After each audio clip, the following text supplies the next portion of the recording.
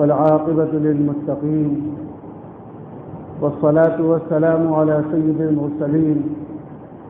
وعلى آله وأصحابه وأزواجه وأتباعه إلى يوم الدين أما بعد فأعوذ بالله من الشيطان الرجيم بسم الله الرحمن الرحيم اقتربت الساعة وانشق القمر فقال رسول الله صلى الله عليه وسلم إن من أشراط الساعة أن يرفع العلم ويكثر الجهل أو كما قال عليه الصلاة والسلام.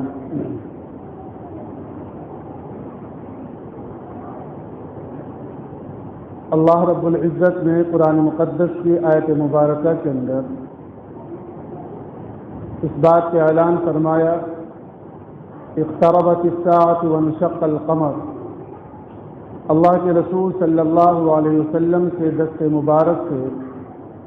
چاند کے ٹکڑے ہونے کا معجزہ ظاہر ہوا اور مکے کے لوگوں نے اپنی ان کھلی ہوئی آنکھوں سے اس معجزے کو دیکھا.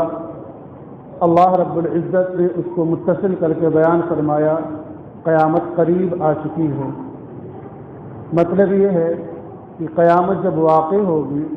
تو اللہ رب العزت دنیا کے سارے نظم و انتظام کو توڑ پھوڑ کر کے ختم کر دے گا. مختلف مواقع کے اوپر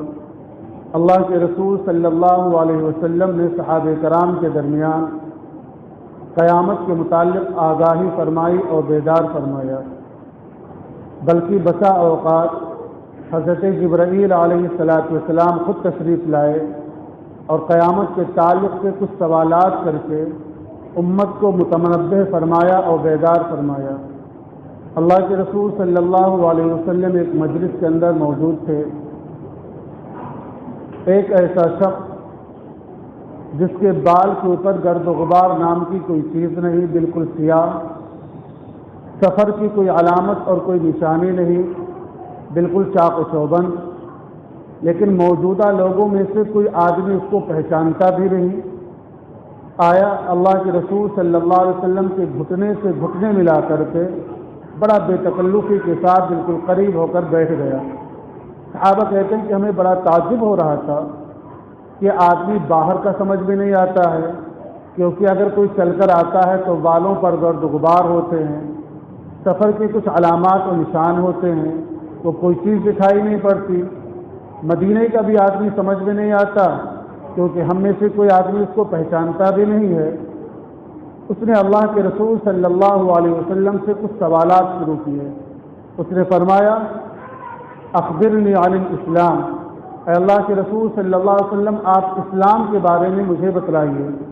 آپ صلی اللہ علیہ وسلم نے ارشاد فرمایا ان تقیم الصلاۃ وآت الزکاۃ الی آخرہ، کہ نماز پڑھو، زکوٰۃ ادا کرو. پوری تفصیل کے ساتھ آپ صلی اللہ علیہ وسلم نے اسلام کے بنیادی ارکان کو بیان فرمایا. پھر اس نے کہا صدقتا، اللہ کے رسول آپ نے سچ فرمایا. صحابہ کہتے ہیں ہمیں اور زیادہ تعجب ہوا کہ یہ سوال بھی کرتا ہے اور جواب ملنے کے بعد کہتا ہے کہ آپ نے سچ فرمایا. پھر اس نے پوچھا آپ ہمیں ایمان کے بارے میں بتلائیے. اللہ کے رسول صلی اللہ علیہ وسلم نے اس کے بارے میں بتلایا. پھر اس نے کہا کہ آپ نے سچ فرمایا. پھر اس نے کہا احسان کے بارے میں بتلائیے. آپ صلی اللہ علیہ وسلم نے اس کے بارے میں بتلایا. پھر اس نے کہا کہ آپ نے سچ فرمایا. اس کے بعد بھی اس نے چوتھا سوال کیا آپ مجھے قیامت کے بارے میں بتلائیے. اللہ کے رسول صلی اللہ علیہ وسلم نے ارشاد فرمایا جس سے پوچھا جا رہا ہے وہ پوچھنے والے سے زیادہ قیامت کے بارے میں نہیں جانتا ہے. اس کے بعد بھی اس نے کہا اخبرنی عن اماراتها، آپ قیامت کی علامت اور نشانیوں کے بارے میں کچھ بتلائیے. پھر اللہ کے رسول صلی اللہ علیہ وسلم نے قیامت کی علامت اور نشانیوں کے بارے میں کچھ باتیں ارشاد فرمائی اس موقع کے اوپر. اس سے پتہ چلتا ہے کہ قیامت کے بارے میں متعینہ تاریخ تو اللہ کے رسول صلی اللہ علیہ وسلم کو بھی اللہ رب العزت نے، سیدنا حضرت جبرائیل کو بھی اللہ رب العزت نے اپنے خاص نظام اور حکمت کے پیش نظر متعینہ تاریخ کے بارے میں واقف نہیں کرایا، علم نہیں دیا. لیکن قیامت کے متعلق وہ تمام تر بنیادی ضروریات جس سے ہمارا اور آپ کا فائدہ وابستہ تھا تفصیل کے ساتھ اللہ کے رسول صلی اللہ علیہ وسلم کو اس کا علم دیا گیا اور آپ صلی اللہ علیہ وسلم نے مختلف مقامات پر اس کو ارشاد فرمایا۔ سیدنا حضرت حذیفہ رضی اللہ تعالیٰ عنہ کہتے ہیں کہ لوگ اللہ کے رسول صلی اللہ علیہ وسلم سے خیر کے بارے میں پوچھتے تھے تاکہ وہ لوگ اس پر عمل کیا کریں، میں اللہ کے رسول صلی اللہ علیہ وسلم سے شر کے بارے میں پوچھتا تھا، فتنے کے بارے میں پوچھتا تھا تاکہ میں اس سے بچ جاؤں اور اپنے آپ کو اس سے دور رکھ سکوں۔ آپ صلی اللہ علیہ وسلم نے ایک مجلس کے اندر اس مجلس کے قیام کے وقت سے لے کر قیامت تک جتنے بھی دور اور جتنے بھی فتنے اور حالات آنے والے ہیں تفصیل کے ساتھ اللہ کے رسول صلی اللہ علیہ وسلم نے اس کو بیان فرمایا۔ جس نے یاد رکھا اس نے یاد رکھا، جو بھول گیا وہ بھول گیا۔ ان میں سے بہت ساری چیزیں ایسی ہیں جس کو ہم بھول گئے، لیکن جب وہ واقعہ پیش آتا ہے تو فوراً پتہ چل جاتا ہے کہ ہاں اس کے بارے میں اللہ کے رسول صلی اللہ علیہ وسلم نے ہم کو ایسے ہی بتلایا تھا۔ علماء نے اس کو یوں سمجھایا کہ جیسے کسی آدمی کا غائبانہ تعارف کرایا جائے، وہ آدمی موجود نہیں ہے لیکن اس کی پرسنالٹی، اس کی صحت، اس کے شکل و شباہت پورا بتلا دیا جائے کہ اس قسم کا جو آدمی ہے وہ ہمارے علاقے کا ذمہ دار ہے یا ہمارے علاقے کا ایسا آدمی ہے۔ تو بتلانے کے وقت میں سننے والے نے اس کو دیکھا نہیں، لیکن جب اس آدمی کو دیکھے گا تو یہ سمجھ جائے گا کہ ہاں اسی کے بارے میں ہم کو بتلایا گیا تھا کہ وہ آدمی، ان کا بنگلہ ایسا ہو، ان کی گاڑی ایسی ہو، ان کی پرسنالٹی ایسی ہو، ان کی شکل و شباہت ایسی ہو، ان کا لباس ایسا ہو، تو دیکھنے کے وقت میں اس کو پہچان لیتا۔ اسی طریقے سے اللہ کے رسول صلی اللہ علیہ وسلم نے جن فتن اور حالات کے بارے میں بتلایا تھا وہ سارے مضامین ذہن کے اندر مستحضر اور محفوظ تو نہیں رہے، لیکن جب کوئی واقعہ اور حالات پیش آتے ہیں تو فوراً ہم سمجھ جاتے کہ ہاں اللہ کے رسول صلی اللہ علیہ وسلم نے اس فتنے کے بارے میں ان کو بتلایا تھا، اور اس کے بارے میں جو تفصیلات اللہ کے رسول صلی اللہ علیہ وسلم نے بتلائی تھی وہ ساری چیزیں ہمارے سامنے آ جاتی ہیں۔ ان قیامت کی علامت اور نشانیوں کے بارے میں اللہ کے رسول صلی اللہ علیہ وسلم نے تفصیلات کے ساتھ اس بنا پر بیان فرمائے تھے کہ اب یہ امت آخری امت ہے، اب اس امت کے بعد کوئی نئی امت آنے والی نہیں ہے، لہذا ان کی ہدایت اور رہنمائی کے لیے ان کے اوپر جو حالات اور مصیبتیں اور مسائل اور فتن اور آزمائشیں جو آنے والی ہیں اس کے بارے میں امت کو آگاہ کر دیا جائے تاکہ اس آزمائش اور مشکل حالات کے وقت کے اندر امت بہت مضبوطی کے ساتھ اپنے ایمان پر مستقیم رہے، اپنے ایمان پر جمی رہے اور قرآن و سنت کی روشنی کے مطابق ان حالات اور آزمائش سے اپنے دور اور اپنی زندگی کو گزارنے کی سعی اور کوشش کرے۔ یہ اللہ کے رسول صلی اللہ علیہ وسلم نے اس بنا پر یہ تفصیلات بیان فرمائی۔ اللہ کے رسول صلی اللہ علیہ وسلم نے ارشاد فرمایا، ان من اشراط الساعۃ ان یرفع العلم، قیامت کی نشانیوں میں سے ایک نشانی یہ بھی ہے کہ اس وقت کے اندر علم کو اٹھا لیا جائے گا۔ علم کے اٹھانے کی تفصیلات علماء اور صالحین نے مختلف شکلیں بیان فرمائی ہیں۔ علم کے اٹھا لینے کی ایک شکل تو یہ ہے کہ علماء ربانیین جو ہوں گے، علماء صالحین جو ہوں گے، اللہ کے نیک بندے جن کے پاس قرآن و سنت کا علم ہوگا، ایسے لوگوں کی عمریں پوری ہوتی رہیں گی اور یہ اپنے عمر طبعی گزار کر کے اللہ رب العزت کے پاس جاتے رہیں گے۔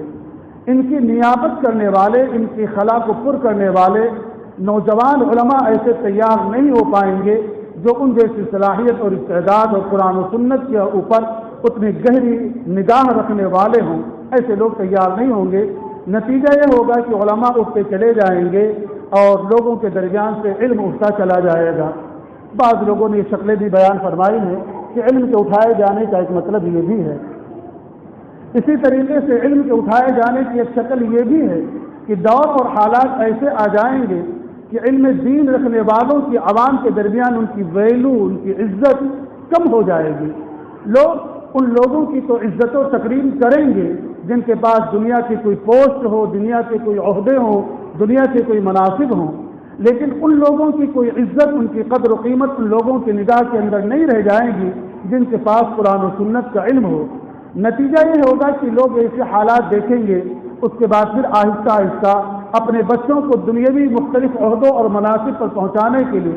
راستے اور تدبیریں جو اختیار کریں گے اس کے لیے کوششیں کریں گے، لیکن قرآن و سنت کا علم حاصل کرنے کے لیے اپنے بچوں کو اس کی طرف رغبت نہیں دلائیں گے، اس کی طرف شوق نہیں دلائیں گے۔ علماء جاتے رہیں گے اور یہ خلا پر نہیں ہو پائے گا کیونکہ علم دین کی طرف لوگوں کی رغبت نہیں ہوگی۔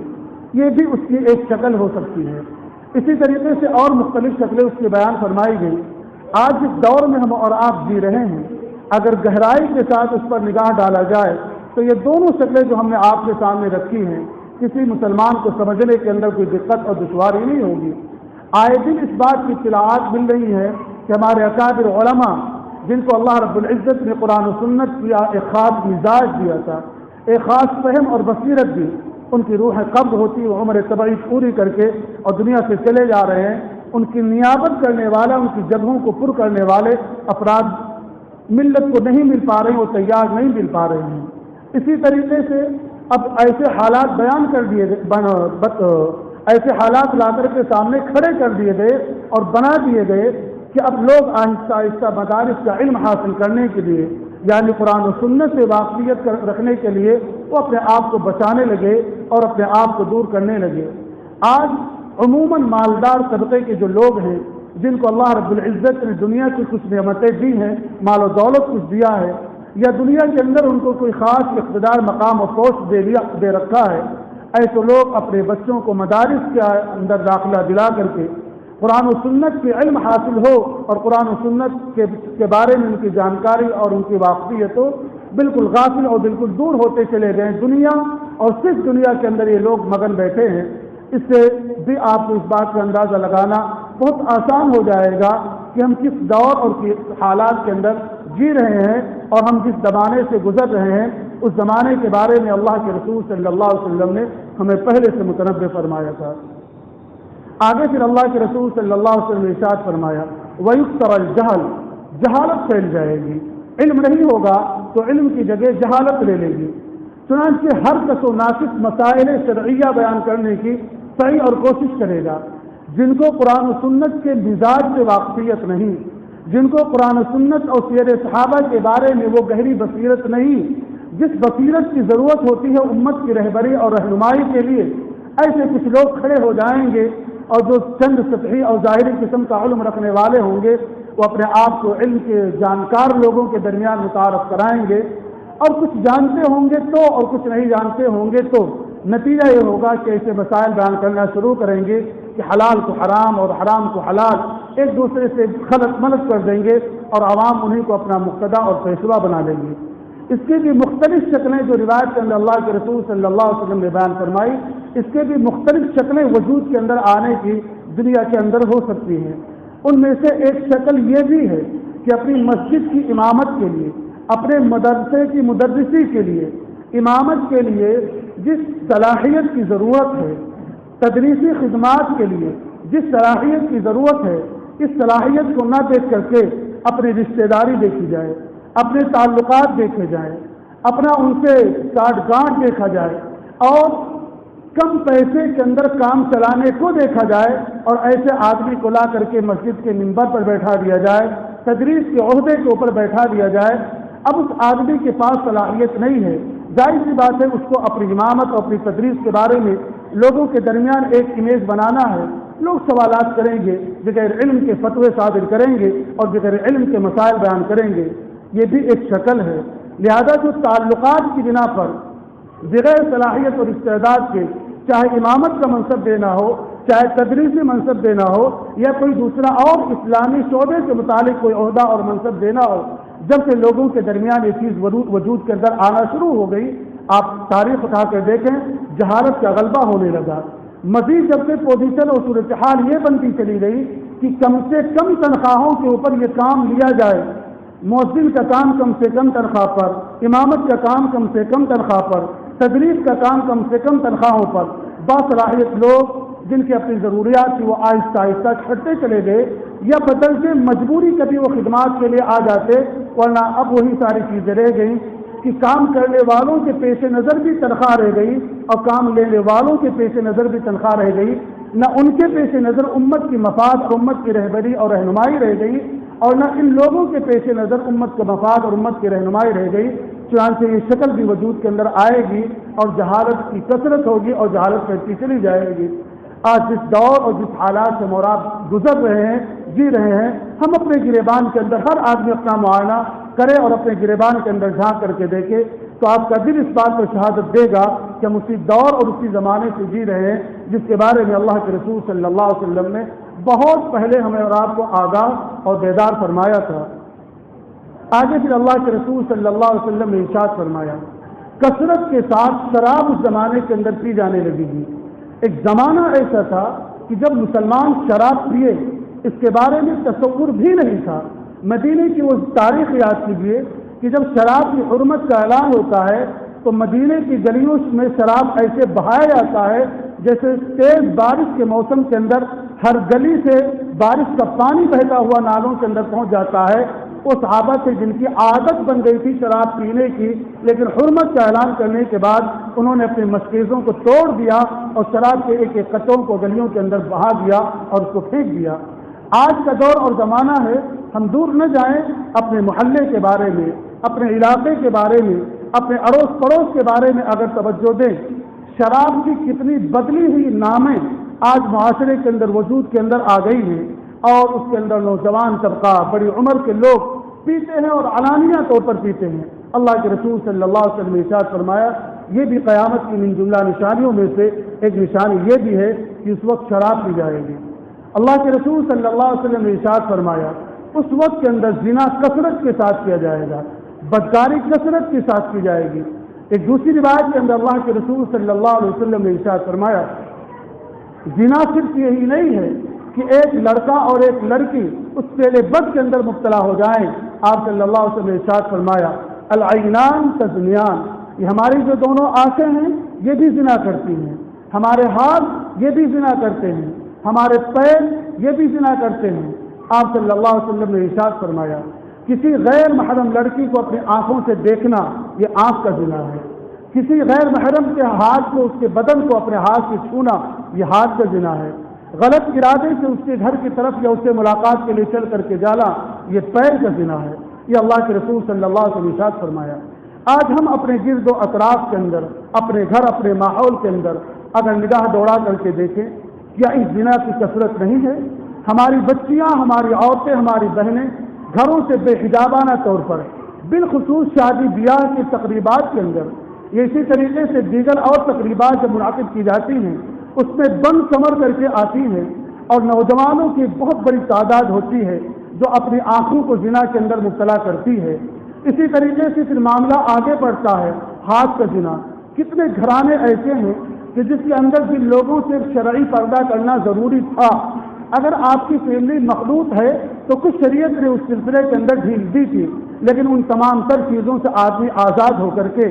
ان خواتین کو، ان عورتوں کو ہاتھ لگا دیتے ہیں، ان سے بے حجابانہ، بے تکلف گفتگو شروع کر دیتے ہیں، جن سے گفتگو کے وقت میں پردے کا انتظام ہونا چاہیے تھا اگر فیملی سسٹم الگ ہوتا۔ فیملی سسٹم اگر الگ نہیں ہے تو کم از کم ایک تہذیب اور سلیقے کے دائرے کے اندر رہ کر کے تو بات کرنا چاہیے تھا، لیکن ان تمام تر حدوں کو توڑ دیا گیا۔ اپنی ساری کے ساتھ، پھوپھی زاد بہن کے ساتھ، خالہ زاد بہن کے ساتھ کتنی بے حجابانہ باتیں ہوتی ہیں، بلکہ اب حد تو یہ ہو گئی کہ شادی لگ جانے کے بعد کسی لڑکی سے ابھی منگنی کا رشتہ ہوتا ہے، یعنی ابھی منگنی کا مطلب ہوتا ہے کہ شادی کے لیے دونوں طرف کے لوگ منظور کرتے ہیں کہ رشتہ ہمیں منظور ہے، عنقریب اس کے بارے میں زوجیت کے رشتے سے اندر ان کو منسلک کیا جائے گا۔ ابھی سے دونوں کے درمیان بات چیت، دونوں کی ملاقات، بلکہ ہوٹل کے اندر جا کر کے ایک ساتھ کھانا کھانا، گارڈن اور پارکوں کے اندر جا کر کے گھومنا، یہ ساری چیزیں ہیں۔ ماں باپ کو اس کے بارے میں جانکاری ہے اور دیگر لوگوں کو جانکاری ہے۔ جب نتیجہ آتا ہے کہ بھائی آپ کی لڑکی فلاں لڑکے کے ساتھ فلاں ہوٹل کے اندر تھی، فلاں گارڈن کے اندر تھی، تو ماں باپ یہ کہہ دیتے کہ بھائی اس لڑکے سے میرے لڑکی کا رشتہ ہو گیا ہے۔ مطلب یہ ہے کہ رشتہ ہو گیا تو یہ جواز حاصل ہو گیا۔ حد یہ ہے کہ اب اس کو حرام اور ناجائز بھی نہیں سمجھا جاتا ہے، وہ لڑکی بھی سمجھتی ہے ہمارا شوہر ہے، لڑکا سمجھتا ہماری بیوی ہے، گھر کے لوگ سمجھتے ہیں ہمارا جوئی، ہمارا داماد ہے۔ اب یہ چیزیں ان کے لیے جائز ہو گئی، حالانکہ وعدہ نکاح الگ ہے اور نکاح الگ ہے۔ جب تک نکاح کا پیغام، جب تک نکاح باضابطہ نہ ہو جائے، دو گواہوں کی موجودگی کے اندر علانیہ طور پر ان کو میاں بیوی قرار نہ دے دیا جائے، اس وقت تک تمام تر مراحل سے گزرنے کے باوجود دونوں کے درمیان پردے کا اہتمام ضروری ہے اور دونوں کو پردہ رہنا چاہیے تھا۔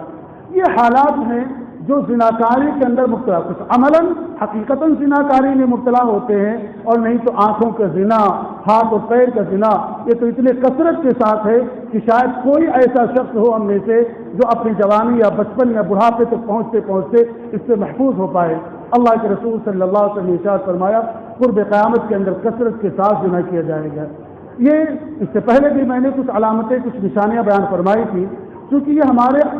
معاشرے کی اصلاح اور فساد سے یہ چیزیں تعلق رکھتی ہیں۔ اس بنا پر ہم نے آج کے اس خطبے کے اندر ان چند چیزوں کو آپ کے سامنے رکھ دینا مناسب سمجھا، تاکہ معاشرے کی فکر کرنے والے، معاشرے کے اندر خیر و اصلاح رکھنے والے لوگ اس پہلو کی طرف بھی توجہ دیں اور اس سسٹم کی طرف بھی توجہ دیں، تاکہ ہمارا معاشرہ اس کے اندر اصلاح پیدا ہو۔ ورنہ جس دور سے اور آپ گزر رہے ہیں، اللہ کے رسول صلی اللہ علیہ وسلم کی اس بات کے بارے میں آگاہی ہے۔ یہ 3 جمعوں سے میں آپ کے سامنے کچھ نہ کچھ ایسی علامتیں اور نشانیاں میں رکھ رہا ہوں، اور وہ بھی اللہ کے رسول صلی اللہ علیہ وسلم کے حوالے سے، آپ صلی اللہ علیہ وسلم کی ارشادات کی روشنی میں۔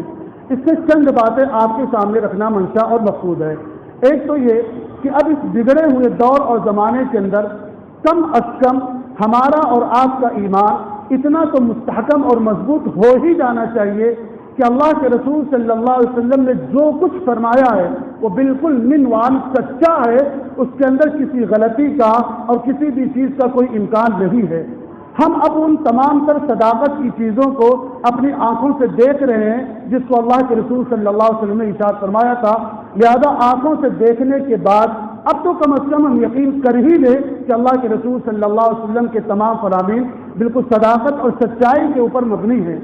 جب اس چیز پر ہم یقین کر لیں تو اب ان تمام تر حالات سے نمٹنے کے لیے اللہ کے رسول صلی اللہ علیہ وسلم نے جو تدبیریں اور جو طریقہ کار ہمیں اور آپ کو سجھایا اور بتلایا ہے، اس پر بھی اتنے ہی یقین کے ساتھ، اتنا ہی پختہ عزم و ارادے کے ساتھ ہم کاربند ہو جائیں۔ دوسری بات آپ کو یہ بتلانا مقصود ہے کہ جس دور اور حالات کے اندر ہم جی رہے ہیں، اب یہ غفلت سے جینے کا دور اور زمانہ نہیں ہے، یہ بہت تیقظ، بہت بیداری، بہت بیدار مغزی، بہت ہوشیاری، بہت دانشمندی کے ساتھ جینے کا دور ہے۔ میں ایک روایت اس جگہ پر اور ذکر کر دوں تاکہ آپ کو یہ بات سمجھنے کے اندر اور سہولت ہو جائے۔ حضرت عمران ابن حسین رضی اللہ تعالیٰ عنہ کی روایت ہے، وہ کہتے ہیں کہ اللہ کے رسول صلی اللہ علیہ وسلم نے ارشاد فرمایا، جب سے حضرت آدم علیہ السلام کو اللہ رب العزت نے دنیا میں پیدا فرمایا اور قیامت کے آنے تک یہ جتنا لمبا زمانہ انسانی تاریخ کے اندر گزرا ہے اور گزرے گا، ان تمام تر زمانوں میں سب سے بڑا فتنہ، سب سے سخت آزمائش، سب سے سخت حالات اس وقت ہوں گے جب فتنہ دجال اور دجال کا ظہور ہوگا۔ یہ حالات سب سے زیادہ سخت اور سب سے زیادہ خطرناک ہوں گے۔ سیدنا آدم علیہ السلام سے لے کر کے قیامت تک جتنے دور انسان پر گزر چکے یا گزریں گے، ان میں سب سے سخت ترین حالات دجال کا ظہور ہوگا اور فتنہ دجال ہوگا۔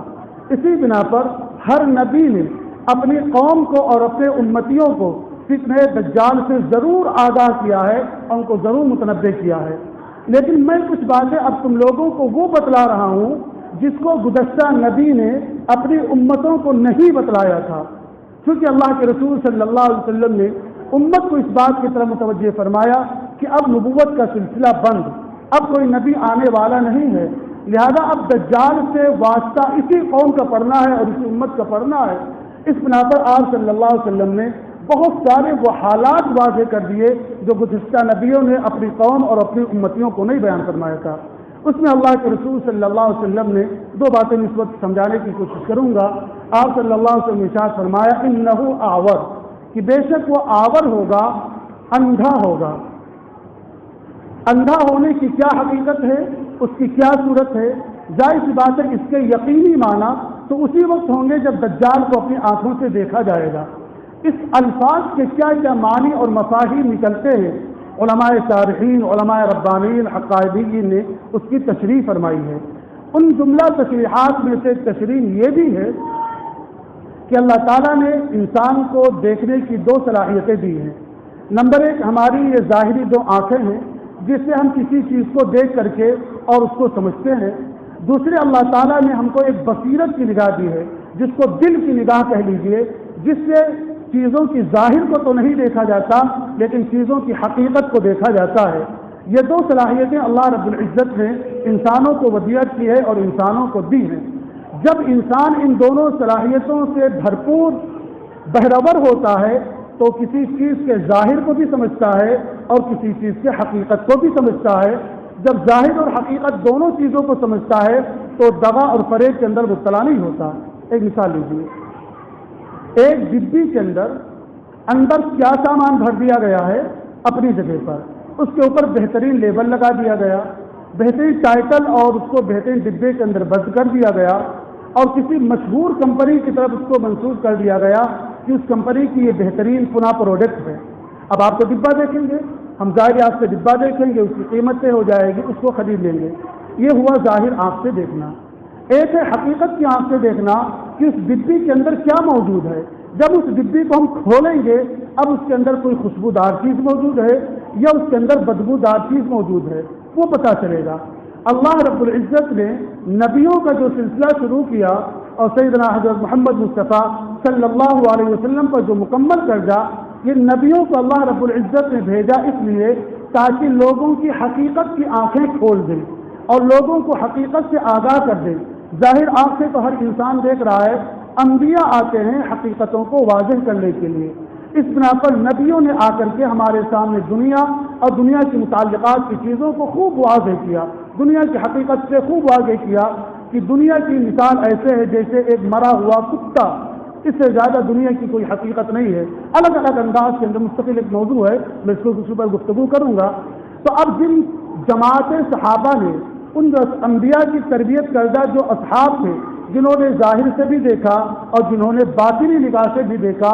دنیا میں بھی وہ کامیاب اور کامران ہوئے اور آخرت بھی ان کی کامیاب اور کامران ہوئی۔ اور دنیا کی کامیابی ایسی نہیں بلکہ اس وقت کے اندر تمام سب لوگ